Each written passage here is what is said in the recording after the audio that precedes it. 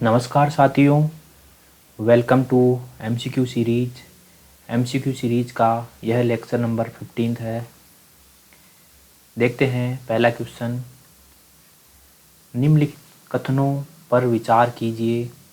एक तरफ दे रखा है साहित्य और एक तरफ दे रखा है उनके लेखकों के नाम। पहला है 4 अध्याय, तो 4 अध्याय के लेखक का नाम है रविंद्रनाथ टैगोर। दूसरा है ऑप्शन बी है देवी चौधरानी, और देवी चौधरानी के लेखक का नाम है बंकिम चंद्र चट्टोपाध्याय। सी है पाथेर दाबी, और पाथेर दाबी के जो लेखक है उनका नाम है शरत चंद्र चट्टोपाध्याय। डी है भारत दुर्दशा, और इनके लेखक का नाम है भारतेंदु हरिश्चंद्र। तो देखते हैं। ए में आएगा 3, ए में 3, इसमें है, इसमें है, इसमें है, तो बी कट गया। उसके बाद देखेंगे हम, बी में आएगा 1, बी में 1 सिर्फ इसी में है और ये तीनों ऑप्शन कट गए, तो हमारा ऑप्शन नंबर डी सही आ जाएगा। तो इसका आंसर आएगा ऑप्शन नंबर डी। अगला क्वेश्चन है हमारा, निम्नलिखित में से किस क्रांतिकारी नेता को लोग मास्टरदा के नाम से पुकारते थे? तो जो मास्टरदा है, मास्टरदा सूर्यसेन को लोग मास्टरदा के नाम से पुकारते थे, तो इसमें सी ऑप्शन आएगा। और जो सूर्यसेन है, सूर्यसेन चटगांव शस्त्रागार पर जो हमला किया था उसमें शामिल थे सूर्यसेन। और सूर्यसेन को मास्टरदा बुलाने के पीछे कारण ये था कि जो सूर्यसेन है वह चटगांव का जो राष्ट्रीय विद्यालय है उसमें शिक्षक थे, इसलिए प्यार से लोग सूर्यसेन को जो है मास्टरदा कहकर बुलाते थे। तो क्वेश्चन नंबर 2 का हमारा आंसर आ जाएगा ऑप्शन नंबर सी, सूर्यसेन। अगले क्वेश्चन की तरफ चलते हैं। क्वेश्चन नंबर 3, निम्नलिखित कथनों पर विचार कीजिए। पहला ऑप्शन है, पहला स्टेटमेंट है, हिंदुस्तान रिपब्लिकन एसोसिएशन नामक क्रांतिकारी संगठन की स्थापना रास बिहारी बोस ने की, जो कि गलत स्टेटमेंट है। जो हिंदुस्तान रिपब्लिकन एसोसिएशन है, इसकी स्थापना की थी राम प्रसाद बिस्मिल और सचिंद्र नाथ सान्याल ने, और ये 1924 में की गई थी। तो ये ऑप्शन गलत है, ये स्टेटमेंट गलत है। दूसरा स्टेटमेंट है, अप्रैल 1929 में भगत सिंह ने राजगुरु एवं सुखदेव के साथ मिलकर केंद्रीय असेंबली में बम फेंका था। तो इसमें ये स्टेटमेंट भी हमारा गलत हो जाएगा, क्योंकि अप्रैल 1929 में भगत सिंह ने बटुकेश्वर दत्त के साथ मिलकर जो है केंद्रीय असेंबली में बम फेंका था, और जो भगत सिंह, राजगुरु और सुखदेव है, इनको एक साथ फांसी दी गई थी। तो हमारा स्टेटमेंट नंबर 2 भी गलत हो जाएगा। तो इसमें हमको सही ऑप्शन देखना है, तो इसका सही ऑप्शन होगा ऑप्शन नंबर सी।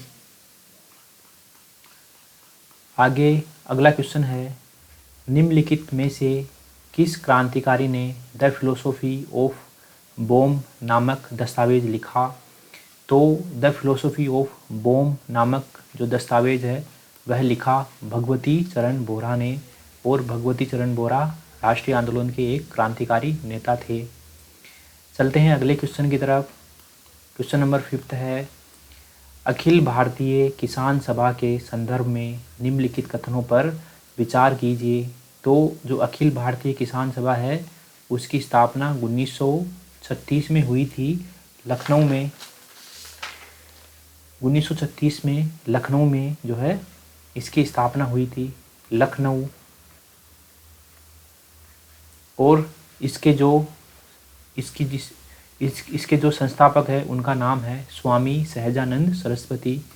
पहला स्टेटमेंट देखते हैं, इसकी स्थापना वर्ष 1938 में हुई, जो कि गलत स्टेटमेंट है। दूसरा स्टेटमेंट है, इसका दूसरा अधिवेशन फैजपुर में हुआ था, दूसरा स्टेटमेंट इसका सही है।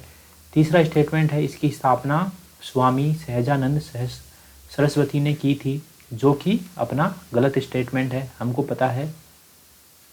जो कि एकदम सही स्टेटमेंट है। इसकी स्थापना स्वामी सहजानंद सरस्वती ने 1936 में लखनऊ में की थी।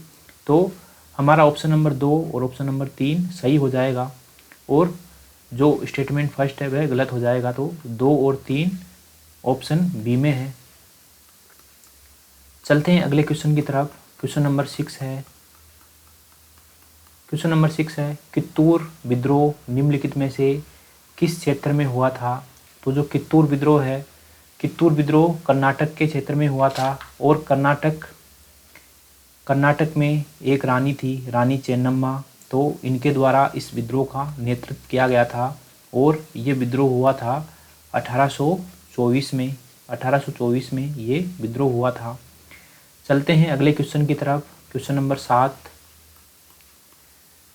धन निकासी सिद्धांत के संदर्भ में निम्नलिखित कथनों पर विचार कीजिए। तो पहला स्टेटमेंट है, धन निकासी का सिद्धांत दादा भाई नौरोजी ने अपने लेख यानी कि अपने एक आर्टिकल इंग्लैंड्स डेब्ट टू इंडिया में प्रतिपादित किया था, जो कि एकदम सही स्टेटमेंट है। दूसरा स्टेटमेंट है, भारतीय राष्ट्रीय कांग्रेस ने इसे सूरत अधिवेशन 1907 में आधिकारिक रूप से स्वीकार किया था, जो कि गलत स्टेटमेंट है। इसको आधिकारिक रूप से स्वीकार किया गया था 1896 के कलकत्ता अधिवेशन में इसको स्वीकृत किया गया था आधिकारिक रूप से। तो इसका ऑप्शन नंबर केवल एक ही सही है, ए ऑप्शन इसमें सही हो जाता है। क्वेश्चन नंबर 8 है, मध्यकालीन प्रशासन से संबंधित पद इजारा निरूपित करता है।